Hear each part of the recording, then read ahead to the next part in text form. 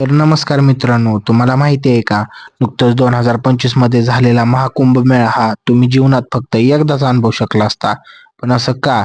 तर मित्रांनो, 2025चा हा महाकुंभ मेळा 144 वर्षातून फक्त एकदाच येणार होता. आधी कुंभमेळा काय आहे? चला जाणून घेऊया.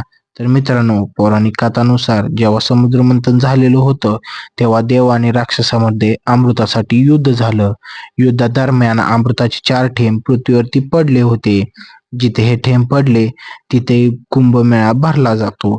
एक म्हणजे प्रयागराज, गंगा, यमुना आणि सरस्वती नदीच्या संगमावरती. दुसरं म्हणजे हरिद्वार, गंगा नदीच्या किनारी. तिसरं म्हणजे उज्जैन, शिप्रा नदीच्या किनारी. आणि चौथं जे आपल्या महाराष्ट्रामध्ये आहे, नाशिक, गोदावरी नदीच्या किनारी. कुंभमेळ्याचे एकूण 3 प्रकार पडतात. एक म्हणजे अर्धकुंभ जो 6 वर्षातून एकदा येतो. दुसरं म्हणजे पूर्ण कुंभ जो 12 वर्षातून एकदा येतो. आणि चौथा म्हणजे महाकुंभ जो 144 वर्षातून एकदा येतो.